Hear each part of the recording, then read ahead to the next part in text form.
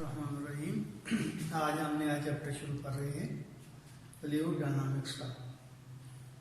तो पहले थोड़ा सा समझ लें कि फ्लूइड क्या होता है। हर वो सब्सटेंस जो फ्लो कर सकता है, जो मूव कर सकता है, उसको हम नाम देते हैं फ्लूइड का। मूव मीन फ्लो कर सकता है। मिसाल के तौर पर सारी की सारी गैसेस जो हैं और लिक्विड जो हैं, यानी कि लिक्विड और गैसेस का जो कॉम्बिनेशन है उसको हम फ्लूइड कहते हैं। जो चीज़ फ्लू हो सकती है उसको फ्लूइड कहते हैं। तो यहाँ फ्लूइड जो होता है, और यानी कि उसको समझने के लिए मैकेनिक्स की दो ब्रांचेस को मुख्तस किया गया है, और उसमें एक को कहते हैं फ्लूइड स्टैटिक और दूसरे को कहते हैं फ्लूइड डायनामिक्स। तो फ्लूइड स्टैटिक्स में क्या होता है कि जब फ्लूइड जो है एट रेस्ट है तो उसकी प्रॉपर्टी या उसके ऊपर जो प्रिंसिपल अप्लाई हो सकते हैं, उसकी इंफॉर्मेशन जो है, उनकी कॉम्बिनेशन को हम नाम देंगे फ्लूइड स्टैटिक्स का। लेकिन जब फ्लूइड जो फ्लो होना शुरू हो जाते हैं तो उसकी जो मैकेनिज्म है वो तब्दील हो जाती है। तो इसको डिस्कस करने के लिए जो हमने ब्रांच मुख्तस की है उसका नाम है फ्लूइड डायनामिक्स। यानी कि इस चैप्टर में फ्लूइड जब मूव करता है तो उसकी प्रॉपर्टीज को हमने डिस्कस करना है। तो ये फ्लूइड डायनामिक्स चैप्टर का टाइटल है। तो इसमें सबसे पहले जो चीज आती है वो है विस्कोसिटी। अब विस्कोसिटी क्या होती है? देखिए ये एक टेबल है, तो जाहिर है आप साइंस के स्टूडेंट्स हैं तो उनकी बड़ी आवभगत होती है, खासतौर पर एफएससी में फर्स्ट ईयर में। तो ये आपकी अम्मा हजूर ने ये नाश्ते का टेबल जो है आपके लिए एडजस्ट किया है। अभी तक आप सोए हुए हैं। तो अम्मा बेचारी ने क्या किया, ये एक मग्गा रखा है दूध का, यहाँ एक कप है जिसमें शहद डाला हुआ है, ये एक गिलास है जिसमें पानी है। इसी तरह यहाँ जो है वो कह लें कि आपकी रोटी है, यहाँ सालन है। तो ये सारी चीजें जो है टेबल के ऊपर सजाई हुई है। अब आपको जो उठाया जाता है तो आप आधी आंखें जो है आपकी खुली हैं, आधी बंद हैं। आपकी टक्कर हो गई है इस टेबल के साथ और बेलफर्ज ये टेबल जो है वो हिलता है, ये सारे के सारे बर्तन जो है वो गिर जाते हैं। अब आप ये देखते हैं कि इसमें कुछ फ्लूइड ऐसे हैं जो कि वेरी स्लोली डिस्पर्स हो रहे हैं, फैल रहे हैं टेबल की सतह के ऊपर, और कुछ जो है वेरी फास्टली जो है वो फ्लो कर जाते हैं, मूव कर जाते हैं। फॉर एग्जाम्पल हम हनी और वाटर का कंपैरिजन करते हैं तो आप ये देखते हैं कि शहद जो है बड़ा आहिस्ता आहिस्ता फ्लो कर रहा है टेबल की सरफेस के ऊपर, उसके मुकाबले में पानी जो है वो बड़ी तेजी के साथ अपना फ्लो हो जाता है, बह जाता है। और इसी तरह हम कह सकते हैं कि सालन जो है वो भी बह गया है, और ये जो दूध का कप था या गिलास था वो भी गिरा है, तो वो भी उसने भी फ्लो करना शुरू कर दिया। तो अब वो कौन सी चीज है जो हनी को ज्यादा तेज फ्लो करने से रोकती है और पानी को इतना ज्यादा फ्लो होने से नहीं रोकती? उसी चीज को हम नाम देते हैं विस्कोसिटी का। यानी कि जिसका कोएफिशिएंट ऑफ विस्कोसिटी जो है, जिस फ्लूइड का कोएफिशिएंट ऑफ विस्कोसिटी ज्यादा होगा वो स्लोली फ्लो करेगा, और जिसका कोएफिशिएंट ऑफ विस्कोसिटी कम होगा वो फास्टर मूव करेगा। मिसाल के तौर पर हनी है, शहद है, तो उसका विस्कोसिटी का कोएफिशिएंट जो है वो ज्यादा है, और पानी जो है उसका विस्कोसिटी का कोएफिशिएंट जो है वो कंपैरेटिवली कम है। तो इसका क्या मतलब हुआ कि बेसिकली जो फ्लूइड जब फ्लो होते हैं या फ्लो करते हैं under the action of external force, तो बेसिकली एक दूसरे के ऊपर स्लाइड करती है उसकी लेयर्स। मिसाल के तौर पर ये देखिए, एक लेयर ये है फ्लूइड के पार्टिकल्स की, मॉलिक्यूल कह लें, दूसरी लेयर है इसके ऊपर है ये इस तरह, ये दूसरी लेयर बन गई। इस तरह ये तीसरी लेयर ले लें, ये तीसरी लेयर है इसके ऊपर। तो बेलफाजर हम इसको, ये जिस प्लेन के ऊपर फ्लूइड था उसको थोड़ा सा इंक्लाइन किया, तो ग्रेविटेशनल फोर्स की वजह से इसने फ्लो करना शुरू कर दिया। अब ये देखिए, ये जो लास्ट या बॉटम पे जो लेयर है वो बेसिकली उस सरफेस को टच कर रही है जिस सरफेस के ऊपर ये फ्लूइड है वो तैयार हो रहा है। ये सरफेस, तो इसकी जो फ्लो है वो कंपैरेटिवली कम होगी। अब ये जो लेयर है ये इस लेयर के ऊपर स्लाइड कर रही है, और ये लेयर जो है इसके लेयर के ऊपर जो स्लाइड कर रही है। तो अब ये देखें कि ये लेयर और ये लेयर, ये इन इस लेयर के ऊपर ये लेयर और इस लेयर के ऊपर ये लेयर, ये स्लाइड करेंगे। तो इनके दरमियान, ये लेयर के दरमियान जो फ्रिक्शनल फोर्सेस होंगी उनको हम डिफाइन करते हैं एज विस्कोसिटी। यानी कि एक लेयर दूसरी के ऊपर स्लाइड कर रही है, दूसरी तीसरी के ऊपर स्लाइड कर रही है, तो इन लेयर की जो म्यूचुअल फ्रिक्शन है वो हमें विस्कोसिटी बताती है। यानी कि अगर इनकी फ्रिक्शन जो है वो ज्यादा है तो विस्कोसिटी ज्यादा होगी, फ्रिक्शन जो है वो कम है तो विस्कोसिटी कम है। इसलिए हम कहते हैं कि विस्कोसिटी बेसिकली क्या होती है कि जो डिफरेंट लेयर होती हैं फ्लूइड की, उनके दरमियान जो कोएफिशिएंट ऑफ फ्रिक्शन होता है बेसिकली वो है विस्कोसिटी। अब इसकी हम तफसील तो यहाँ इतना ज्यादा नहीं बताएंगे। ये देखें कि किन किन फैक्टर्स के ऊपर विस्कोसिटी डिपेंड कर सकती है। नंबर 1, इंटरमॉलिक्यूलर फोर्सेस के ऊपर विस्कोसिटी जो डिपेंड करेगी। नंबर 2, ये साइज जो है मॉलिक्यूल के उनके ऊपर डिपेंड करती है। नंबर 3, शेप जो है मॉलिक्यूल की उसके ऊपर डिपेंड करती है। तो डिफरेंट जो पैरामीटर्स हैं उनको इकट्ठा किया जाए तो वो इस विस्कोसिटी को डिफाइन करते हैं। तो बेसिकली क्या हुई कि जब एक लेयर जो है दूसरी लेयर के ऊपर फ्लूइड के वो मूव करती है तो उनका जो म्यूचुअल फ्रिक्शन होती है दो लेयर के दरमियान वो विस्कोसिटी होगी। जिनके ये जो है दो लेयर के दरमियान फ्रिक्शनल इफेक्ट है जब लेयर एक दूसरे के ऊपर स्लाइड करती है फ्लूइड की, और उस वक्त जब एक्सटर्नल फोर्स इसको कंपेल करती है फ्लो करने के लिए। अदरवाइज जाहिर है जिस तरह गिलास के अंदर दूध है या पानी है वो तो फ्लो नहीं कर रहा। क्यों नहीं कर रहा? क्योंकि उसके ऊपर नेट फोर्स 0 के बराबर। तो जब फोर्स लगती है तो डेफिनेटली ये फ्लो करना शुरू कर देते हैं फ्लूइड, और जो रुकावट का सामना करना पड़ता है फ्लूइड का, जो इंटरनल फ्रिक्शन होती है उसको हम नाम देते हैं विस्कोसिटी का। यानी कि दो लेयर की जो म्यूचुअल फ्रिक्शन है, इंटरनल फ्रिक्शन है, जिसकी वजह से फ्लूइड जो है उसको फ्लो होने में दुश्वारी का सामना करना पड़ता है, उसको हम विस्कोसिटी कहते हैं। अब अगली जो चीज हम डिस्कस करेंगे वो है ड्रैग फोर्स।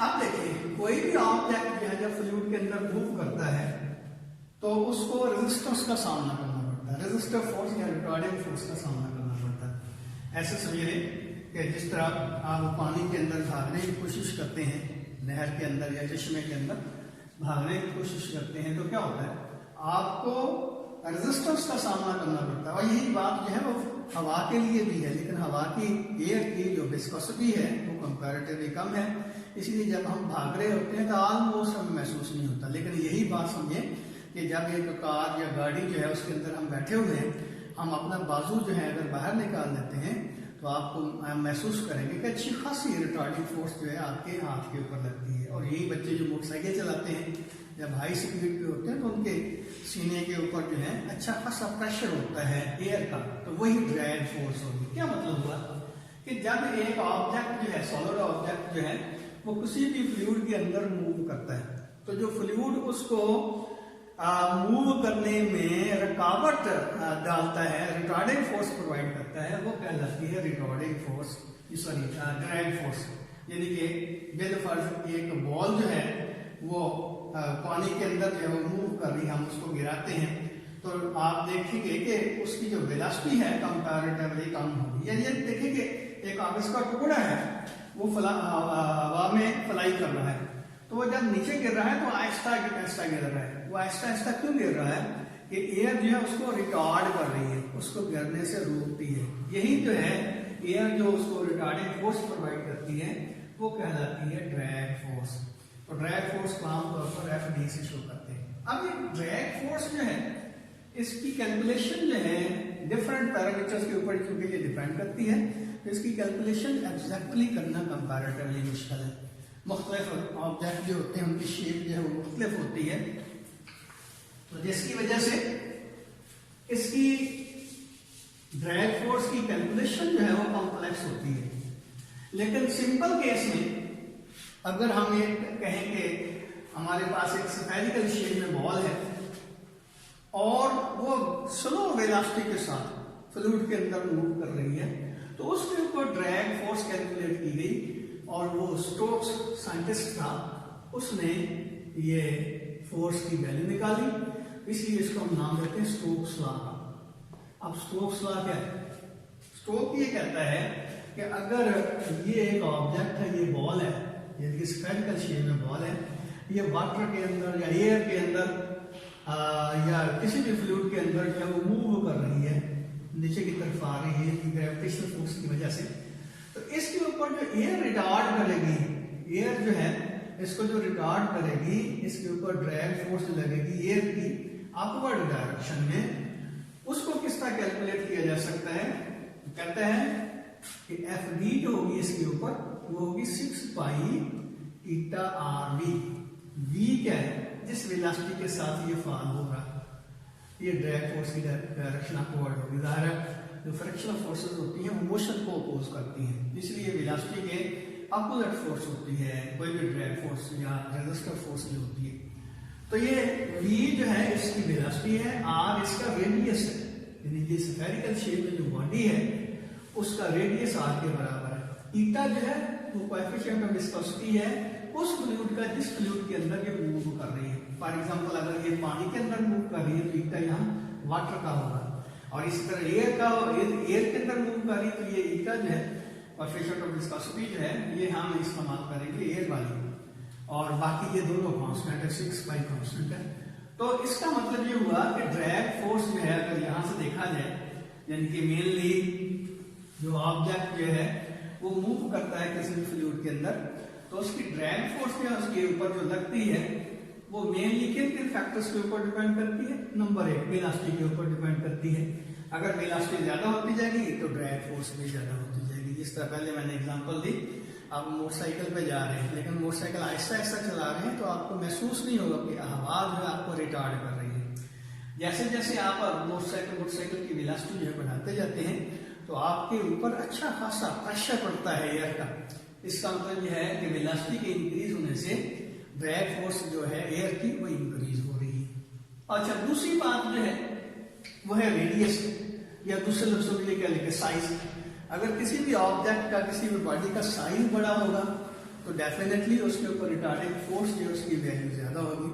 अगर साइज छोटा होगा रिटार्डिंग फोर्स की वैल्यू कंपैरेटिवली कम होगी। तो दूसरी बात इसके ऊपर रिटार्डिंग यानी ड्रैग फोर्स डिपेंड करती है वो है साइज, ऑब्जेक्ट का साइज।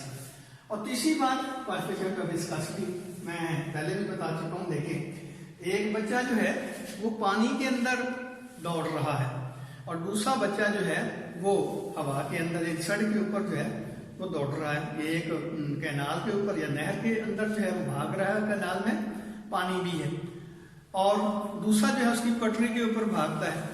तो डेफिनेटली दोनों जो है एक स्पीड से नहीं भाग सकते। क्यों नहीं भाग सकते? वजह यह है कि जो वाटर है वो ज्यादा रिटार्डिंग फोर्स प्रोवाइड करता है एज कंपेयर टू एयर। तो रिजल्ट ये निकलेगा कि पानी के अंदर जो बच्चा भाग रहा है उसकी वेलोसिटी कंपैरेटिवली कम होगी। क्यों? उसके ऊपर ड्रैग फोर्स की वैल्यू ज्यादा होगी। इसलिए हम कहते हैं कि ड्रैग फोर्स जो है वो डिपेंड करती है विस्कोसिटी के ऊपर, उस फ्लूइड की विस्कोसिटी जिसके अंदर ये ऑब्जेक्ट जो है वो मूव कर रहा है। वैसे कई फैक्टर और भी हैं, लेकिन ये मेनली आप कह लें कि ड्रैग फोर्स जो है वेलोसिटी के ऊपर डिपेंड करती है, साइज के ऊपर डिपेंड करती है, और कोएफिशिएंट ऑफ विस्कोसिटी के ऊपर डिपेंड करती है। अब एक और टर्म हम इस्तेमाल करते हैं, terminal velocity. Terminal velocity, terminal आपको पता है एंड को कहते हैं। फॉर एग्जांपल ये मार्कर है तो ये इसका टर्मिनल होगा, ये एंड होगा। तो टर्मिनल वेलोसिटी का मतलब क्या है? कि एक ऑब्जेक्ट जिसका यहाँ मैंने एग्जांपल दी, ये समझ लें कि मैंने पहले तो कहा था ना कि ये ड्रॉप अपना स्फेरिकल बॉडी है। अब हम ये कहते हैं कि ये फोक का ड्रॉपलेट है, इसका आजकल धुंध पड़ रही है, सुबह सुबह उठे तो जो फोक के ड्रॉपलेट हैं अगर उसको देखा जाए तो वो स्लोली मूव करते हुए एयर के अंदर नीचे गिर रहे होते हैं, वो बहुत स्लो मूव कर रहे होते हैं, बल्कि हमें उनकी जो मोशन है उसका अंदाजा नहीं है। अच्छा, इसके मुकाबले में मैं आपको रेन ड्रॉपलेट की एग्जांपल देता हूँ। तो आपने देखा होगा कि रेन ड्रॉपलेट जो है वो नीचे की तरफ आ रहे हैं, लेकिन ऑलमोस्ट यूनिफॉर्म वेलोसिटी से नीचे की तरफ आ रहे होते हैं। तो उसकी क्या वजह है? उसकी वजह बेसिकली ये होती है कि जब इसकी स्पीड कंपैरेटिवली एक पर्टिकुलर स्पीड अटेन कर लेती है ड्रॉपलेट की, तो ड्रैग फोर्स और वेट जो है ऑब्जेक्ट का वो एक दूसरे को बैलेंस कर देता है। जब ये दोनों बैलेंस हो जाते हैं तो डेफिनेटली हमारा ड्रॉपलेट जो है रेन का वो इक्विलिब्रियम में आ जाता है। इक्विलिब्रियम का मतलब ये है कि ये यूनिफॉर्म वेलोसिटी से मूव करना शुरू कर देता है, कांस्टेंट वेलोसिटी से मूव करना शुरू कर देता है। तो वही जो कांस्टेंट वेलोसिटी होती है उसको हम नाम देते हैं टर्मिनल वेलोसिटी का।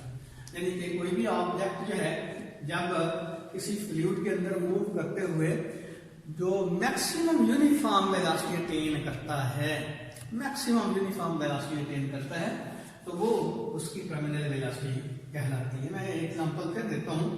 आप मोटरसाइकिल चला रहे हैं तो खासतौर पे सीडी 70 पे बैठे हुए हैं, तो आपके करीब से एक बच्चा जो है 1 to 5 पे वो करीब से गुजर जाता है तेजी के साथ, तो आपको भी जोश आता है, आप मोटरसाइकिल का पूरा एक्सेलरेटर जो है उसको घुमा देते हैं, लेकिन आपकी स्पीड जो है वो 80-85 से ज्यादा नहीं बढ़ती किलोमीटर पर आवर से।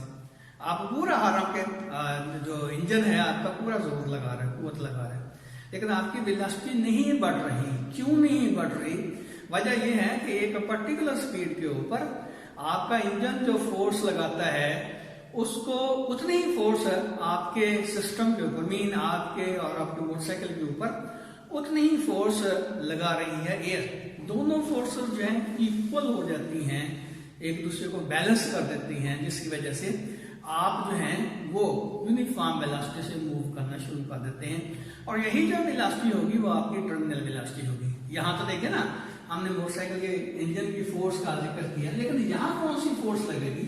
यहाँ तो डाउनवर्ड डायरेक्शन में जो फोर्स लगती है वो ग्रेविटेशनल फोर्स है। तो ग्रेविटेशनल फोर्स जो है वो मोटरसाइकिल के इंजन की तरह हम इंक्रीज डिक्रीज नहीं कर सकते।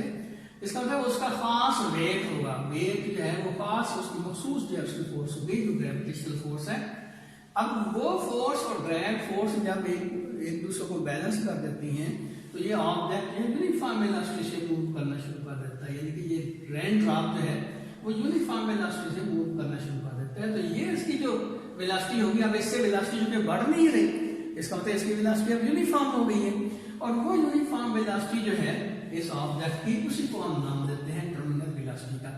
तो टर्मिनल वेलोसिटी बेसिकली वो यूनिफॉर्म मैक्सिमम वेलोसिटी होती है जो कोई ऑब्जेक्ट जब फॉल करता है या मूव करता है तो वो मैक्सिमम वेलोसिटी उसने अटेन की है, उससे ज्यादा उसकी वेलोसिटी हो नहीं सकती, उसकी कहलाती है टर्मिनल वेलोसिटी। तो ये टर्मिनल वेलोसिटी जो है आपकी किताब में एक ड्रॉपलेट जो है, रेन ड्रॉपलेट कह लें या फोक ड्रॉपलेट कह लें, उसके लिए निकाली हुई है। तो चलो आज कोशिश करते हैं कि इसको कंप्लीट कर लें। तो ये है terminal velocity of a fog droplet कह लें या रेन ड्रॉपलेट कह लें, उसकी हम टर्मिनल वेलोसिटी निकालते हैं। यानी कि कोई भी स्मॉल ड्रॉपलेट है तो वो एयर के अंदर फॉल करता है तो उसकी टर्मिनल वेलोसिटी में किन किन फैक्टर्स के ऊपर डिपेंड करती है, ये हम फाइंड आउट करना चाहते हैं। तो उसके लिए ये देखिए, ये बिल्कुल वो पॉइंट है जहां पे ये रेन ड्रॉपलेट जो है वो डिवेल्प हुआ है। तो जब ये डिवेल्प हुआ है तो उस इंस्टेंट के ऊपर ऑलमोस्ट इसकी वेलोसिटी 0 के बराबर होगी, या इसकी वेलोसिटी 0 के बराबर होगी। जब इसकी वेलोसिटी 0 पे होगी तो लाहर इसके ऊपर कोई ड्रैग फोर्स नहीं एक्ट करेगी, रिजल्ट क्या निकलेगा कि सिर्फ इसके ऊपर सिंगल फोर्स लगेगी। यहाँ इनिशियली इसके ऊपर सिर्फ एक ही फोर्स लगती है जो कि इसका वेट है वो mg के इक्वल है। लेकिन जैसे इसकी वेलोसिटी जो है 0 से इंक्रीज हुई है, डेफिनेटली जब जैसे ये बनेगा तो ये यहाँ रुका नहीं रहेगा बल्कि मूव करना शुरू कर देगा। तो जब ये मूव कर रहा होगा सडन वेलोसिटी के साथ, यहाँ देखिए कि यहाँ तक पहुंच गया है, तो तो यहां से यहां तक पहुंचने में इसका जो वेलोसिटी है वो यूनिफॉर्म नहीं है। इसकी वेलोसिटी जो है अब v जो है वो नॉन जीरो है, लेकिन ये यूनिफॉर्म नहीं है इस ड्यूरेशन में। क्यों बोला कि इसके ऊपर नो डाउट ड्रैग फोर्स लग रही है, लेकिन वेट जो है उसकी वैल्यू ज्यादा है, ड्रैग फोर्स की वैल्यू जो है वो कंपैरेटिवली कम है। अब ड्रॉपलेट जब यहां पे पहुंचा है तो उस वक्त हम कहते हैं कि इसके ऊपर अब जितनी इसका वेट है उतनी ही इसके ऊपर ड्रैग फोर्स लगना शुरू होगी। तो एफ डी की वैल्यू जो है वो डब्ल्यू के इक्वल होगी। तो दोनों फोर्स जब इक्वल और ऑपोजिट होंगी तो उसका रिजल्ट क्या निकलेगा? डेफिनेटली इसके ऊपर नेट फोर्स जीरो के बराबर होगी। तो इस ड्यूरेशन में हम कह सकते हैं कि एफ जो होगा वो किसके इक्वल होगा, यानी कि एफ नेट कह रहे हैं। एफ नेट जो होगा वो इसका W माइनस एफ डी के इक्वल होगा। W डाउनवर्ड डायरेक्शन में है और एफ डी जो है ड्रैग फोर्स इसके ऊपर अपवर्ड डायरेक्शन में लग रही है। तो ये एफ नेट जो है W माइनस एफ डी के इक्वल होगा। अब यहां पे पहुंच के क्या होगा, नेट एफ नेट जो है उसकी वैल्यू जीरो हो जाएगी।